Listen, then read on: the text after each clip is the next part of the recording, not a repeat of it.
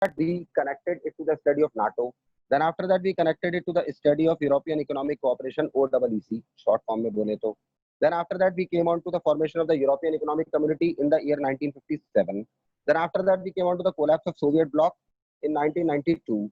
Then after that we came on to that European Union evolved over time from an economic reunion to an increasingly political one. यानी कि from time being, I think it made its pavement to develop its forum from economic to political.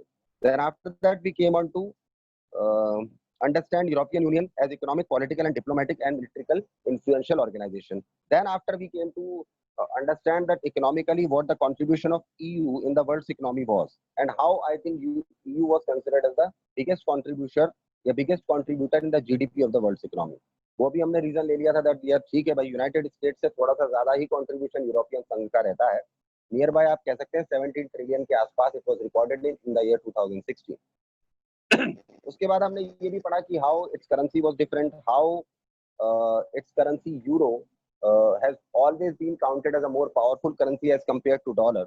And third most important thing, how it was on a pavement to pose a threat. And I think all the nations, relieving the United States, was also completely aware of it. कि भाई US dollar के लिए अगर कोई currency सबसे बड़ा खतरा है तो वो यूरो है. उसके बाद हमने ये भी देखा था भाई वर्ल्ड ट्रेड के अंदर भी यूरोपियन यूनियन का यूनाइटेड स्टेट्स के मुकाबले अगर देखा जाए तो 3 गुना पार्टिसिपेशन ज्यादा है, यानी कि 3 times in world trade the participation of European Union is comparably larger as compared to United States. और यूनाइटेड स्टेट्स और चाइना के बीच के जो रिलेशन अभी तक चले हैं after 1949 when China became the communist China, तब से लेकर आज तक यूएस चाइना के बीच के जितने भी रिलेशन है वो रिलेशन हमेशा यूरोपियन यूनियन एक कैटलिस्ट की तरह रहा है, एंड यूरोपियन यूनियन के पॉलिसीज के बेसिस पर ही वो रिलेशन हमेशा चले हैं. Then after that we also studied that how European Union was one such organization जिसका सबसे ज्यादा इन्फ्लुएंस था WTO जैसी ट्रेड ऑर्गेनाइजेशन. तो वो तो ऑब्वियसली होगा, you can understand the premier basic of it कि भाई ठीक है, if some organization is economically plus politically plus culturally plus militarily so powerful as compared to other centers of power, so obviously in trade organizations like WTO, even in IMF and even in World Bank, European Union का अपना एक अलग दर्जा है, अपनी एक अलग position है, और उस पोजीशन को यूनाइटेड स्टेट्स भी टू समवॉट एक्सटेंट चैलेंज नहीं कर सकता. नाउ आई थिंक आज हम आगे बढ़ते हैं.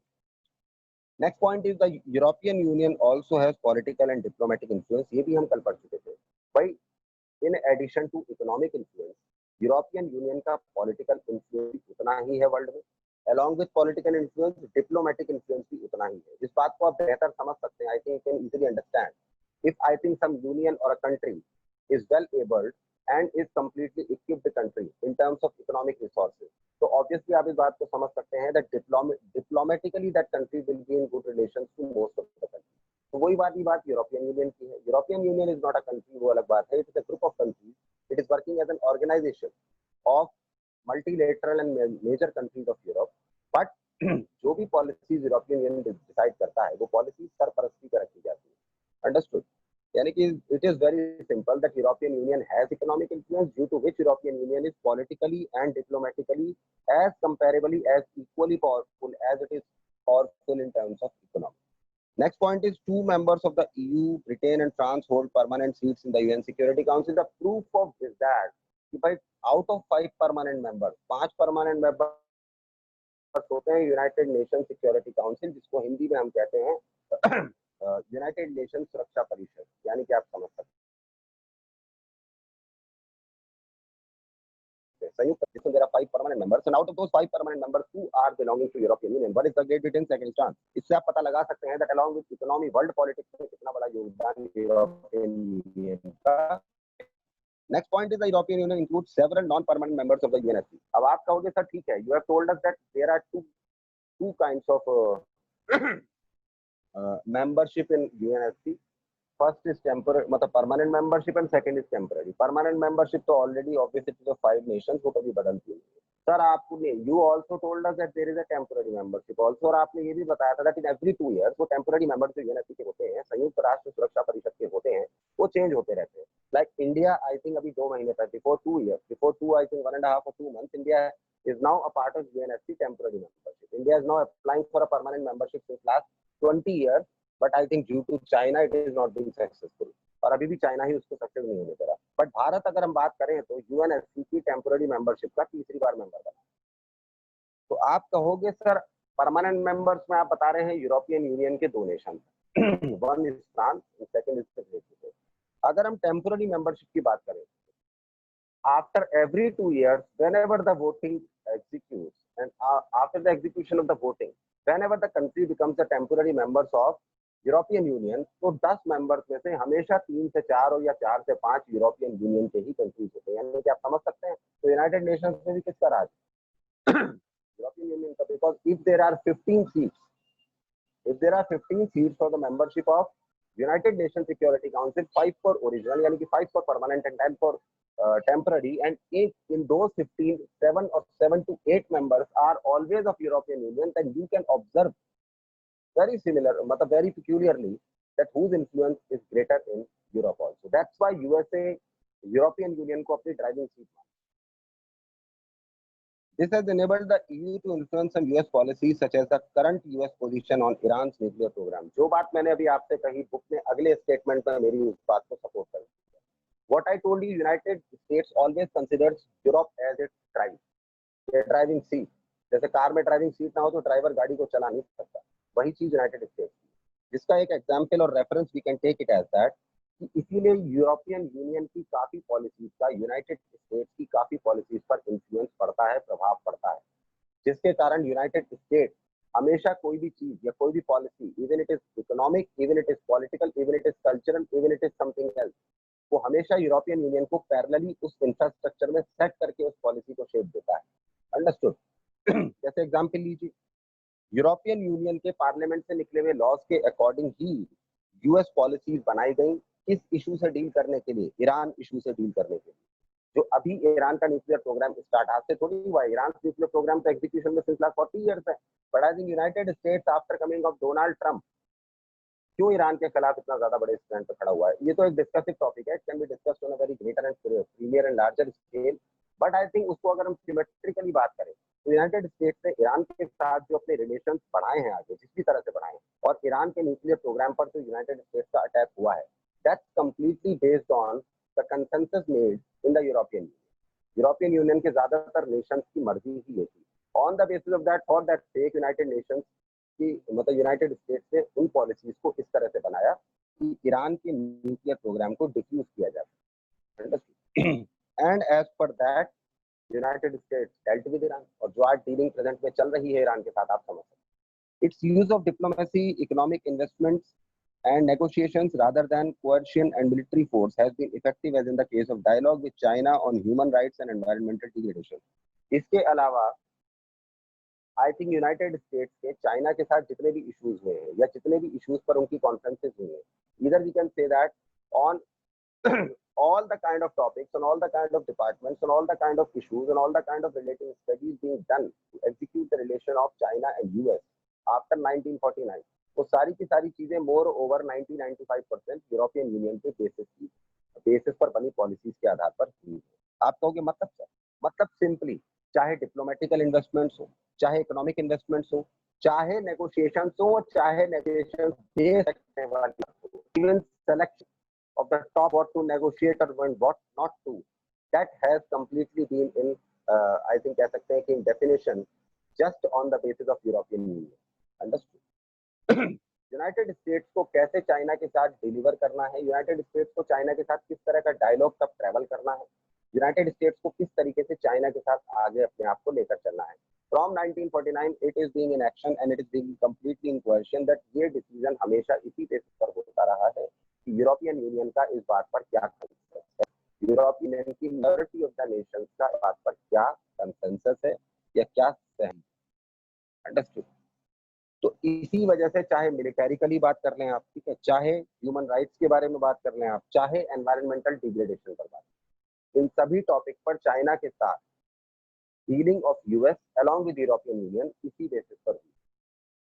Now you can see, I think this is a very great reference to make you understand that how we can say that the relations of US and China is being directly influenced due to is being directly influenced by the policies of European Union, which are a great influencing parameter or medium to influence the policies of US to deal with the relations with any country, and most importantly China तो बहुत जरूरी है because China से border लगा हुआ है. Next, militarily the EU's combined armed forces are the second largest in the world. अब थोड़ा सा हम स्ट्रेंथ पॉइंट ऑफ व्यू से आ जाते हैं. मिलिट्री की स्ट्रेंथ पर अगर हम बात करते हैं तो यूरोपियन यूनियन की जो मिलिट्री स्ट्रेंथ है पूरे वर्ल्ड के अंदर नंबर 2 पे आती है. आप कहोगे मतलब सर जिसको हम इन्फेंट्री कहते हैं, infantry in the sense that armed forces की बात हम कर लेते हैं. इन्फेंट्री भी नहीं, आर्म्ड फोर्सेस में सारी फोर्सेस आ जाती है. तो यूरोपियन यूनियन की अगर हम कंबाइंडेडली या एम्बीडेडली या इन अ फॉर्म ऑफ ब्लेंड बात करें तो European Union has second largest armed forces in the world. अब आप समझ सकते हैं.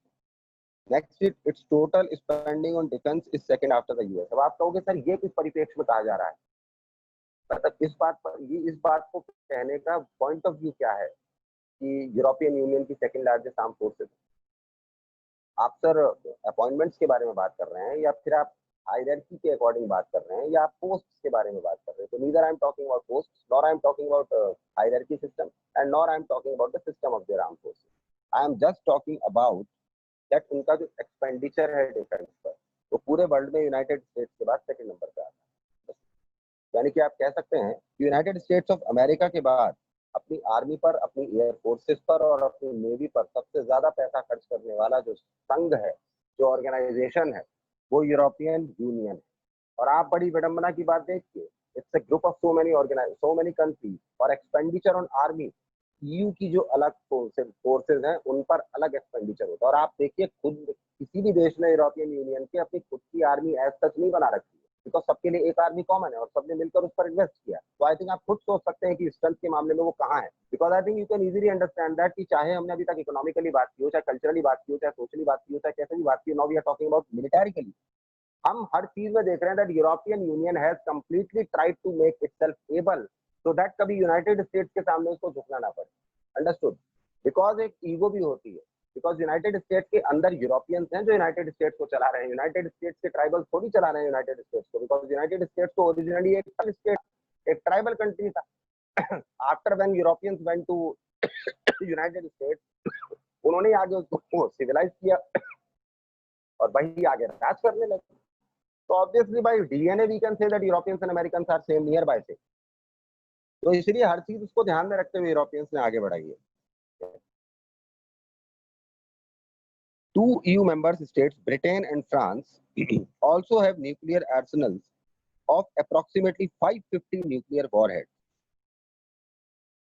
इसके अलावा अगर हम यूरोपियन यूनियन में बात करें तो दो ऐसे देश जो न्यूक्लियर प्रोलिफरेट कंट्री, तो मतलब मेरे कहने का मतलब जिनके न्यूक्लियर आर्सेनल्स हैं. आप कहोगे आर्सेनल मतलब असला मतलब बारूद, बॉम्ब. अंडरस्टूड. तो आप कह सकते हैं सर मतलब इसका मतलब सीधी सी बात है, एटॉमिक एनर्जी को यूज करके जो बॉम्ब्स बना रखे हैं न्यूक्लियर बेसिस पर, न्यू टेक्नोलॉजी को यूज करके, वो यूरोपियन यूनियन के अंदर स्पेशली दो country, one is France, second is Britain. और दोनों के पास कुल मिला के near by 550 nuclear Arsenal. India के पास 140 है और पाकिस्तान का आप सुनेंगे तो आप हैरत में पड़ जाएंगे. India has 140, Pakistan has 152. जिस देश में खाने के लिए रोटी नहीं है वहां पे न्यूक्लियर बॉम्ब 150 है. And if we talk about European Union, तो यूरोपियन यूनियन के अंदर France and Britain, I think हम जानते हैं क्योंकि सुरक्षा परिषद के मेंबर ही वो हैं, परमानेंट यूएन सिक्योरिटी काउंसिल के परमानेंट मेंबर्स. तो I think they are nuclearly completely equipped country. और उनके पास टोटल मिला के दोनों कंट्रीज के पास 550 बॉम्ब्स हैं, न्यूक्लियर बॉम्ब. और उसमें भी साइज एंड शेप उनके डिफरेंट है. Third most important thing is that इससे ज्यादा होने की जरूरत भी नहीं है. These 550 nuclear arsenals contained by France and Britain alone are more than enough to secure European Union nuclearly, yeah, on the basis of nuclear policies. Yeah, we can say that from the nuclear point of view. It is also the world's second most important source space and communication technology. Space technology में भी European union second number पे आता है. हर चीज में US के बाद आता है, नियर बाय यूएस के बाद आता है. एक करेंसी को छोड़ दीजिए, करेंसी को इसलिए छोड़ दीजिए because I think you know that 3 times the investment as compare to US, वो तो होगा ही। अंडरस्टैंड? तो लूटा इतना है दुनिया को, और सारे आई थिंक सारे के सारे इन्वेडर्स मिल गए आपस में, and after that they formed a union. तो ऑब्वियसली करेंसी के मामले में तो आगे होगा। उसके रिलेटिव अगर हम बात करें तो near by in everything after United states, European Union ने अपनी पोजीशन को ग्रेड किया, और ग्रेड करने के बाद मेंटेन भी किया। तो स्पेस टेक्नोलॉजी में भी वही बात आती है, इलेक्ट्रॉनिक्स में भी वही बात आती है, एंड कम्युनिकेशन टेक्नोलॉजी में भी वही बात आती है।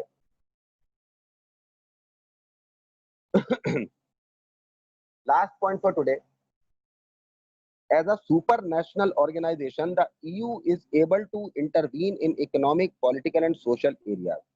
अब इतनी सारी वायबल एरियाज में यूरोपियन यूनियन की स्ट्रेंथ को आपने नोट किया, and after noting the strength of European union in such viability, in such credibility and in so much diversity, you can easily assume that कि पूरे वर्ल्ड में economically भी, मिलिट्रिकली भी, पॉलिटिकली भी और सोशली भी सभी एरियाज के अंदर यूरोपियन यूनियन का इंटरवेंशन, यूरोपियन यूनियन का दखल या यूरोपियन यूनियन का पॉइंट ऑफ व्यू कितना इंपॉर्टेंट होगा। That's why we can say that European Union act as one of the biggest catalysts, yeah, as one of the biggest reactors in the world politics, because जिस union से United states drive हो रहा हो, उससे बड़ा influencer इस world में politically, socially, culturally या मिलिट्रिकली कौन होगा भाई? So you can easily understand.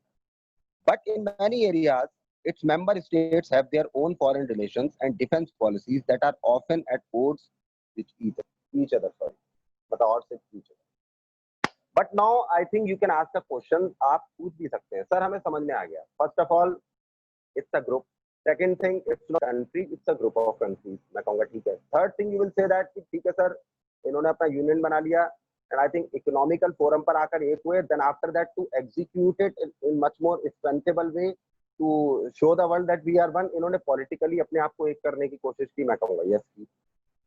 Fourth important thing, politically एक करने की इसलिए कोशिश की जिससे कि पॉलिसीज भी नियर बाय सिमेट्रिकल और कोलिनियर हो एक दूसरे के, because I think they were sharing one और more the ideal same culture, ideally the same culture, मैं कहूंगा यस बेटा।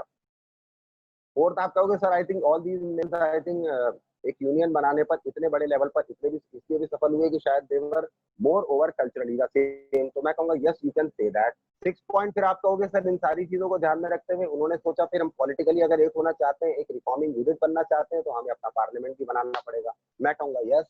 7 पॉइंट उन्होंने अपना पार्लियामेंट बना लिया। तो आई थिंक इतनी सारी चीजें आपने देखी, ठीक है। उसके बाद आई थिंक मैंने आपको ये भी बता दिया कि पार्लियामेंट बना लिया, पार्लियामेंट बनाने से पहले वो अपनी करेंसी को बना चुके थे, यानी कि करेंसी वो कॉमन, वो अलग बात है, पार्लियामेंट बनने के बाद उनकी करेंसी ऑफिशियल हुई, that's why. But now you will say that कि सर बहुत सारी चीजें आपने कॉमन बताई हैं, लेकिन आपने ये भी कहा था कि इन चीजों में अपना खुद का भी एंगल है, सबका बिल्कुल है, लाइक ब्रिटेन की अपनी खुद की सेल्फ करेंसी पाउंड है, बट आई थिंक यूरो भी वहां चलती है। तो आई थिंक ऐसे बहुत सारे डिपार्टमेंट्स हैं जो यूरोपियन यूनियन के कंट्रीज खुद अपने हिसाब से according to their resources, according to their importance, according to their personal understanding या according to their skills of management, जैसे उनको करना चाहिए उसके हिसाब से कुछ डिफरेंट वो अपनी लिंग हिसाब से। आप कहोगे मतलब सर, मतलब यूरोपियन यूनियन में बहुत सारे नेशंस ऐसे हैं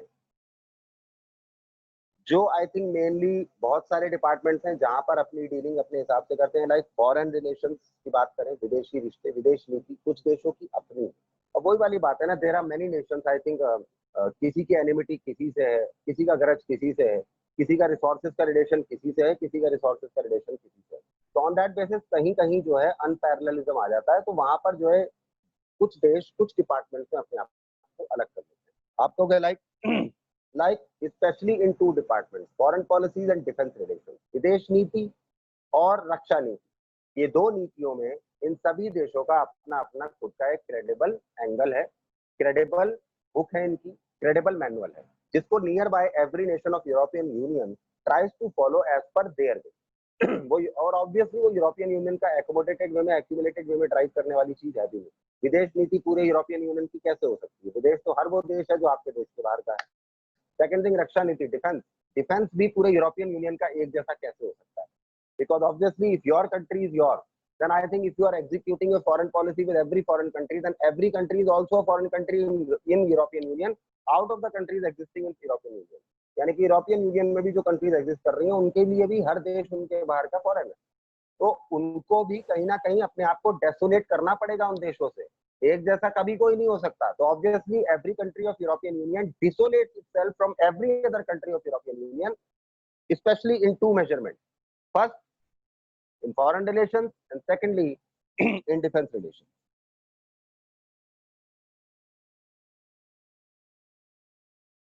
Thus, Britain's Prime Minister Tony Blair was America's partner in the Iraq invasion, and many of the EU's newer members made up the US-led coalition of the willing, whereas Germany and France opposed American policy.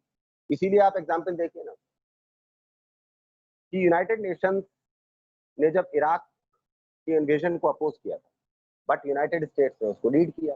And after when United States leaded the invasion of Iraq, तो European Union ने officially तो उसको support किया, and most and the major nations of European Union also supported the cause of United States, but still there were two major countries of the European Union जिन्होंने इसको support नहीं किया था।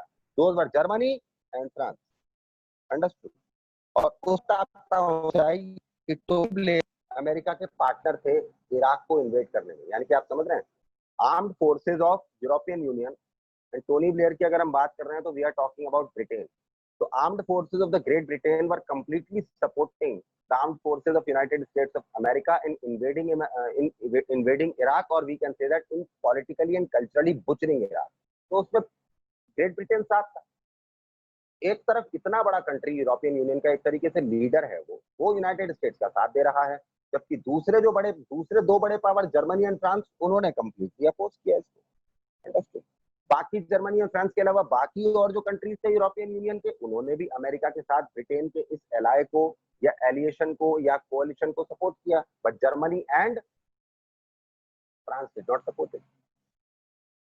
Last point for today, I think आज के लिए इतना काफी है, more than enough for today. So I think come on to the screen please. And I think अगर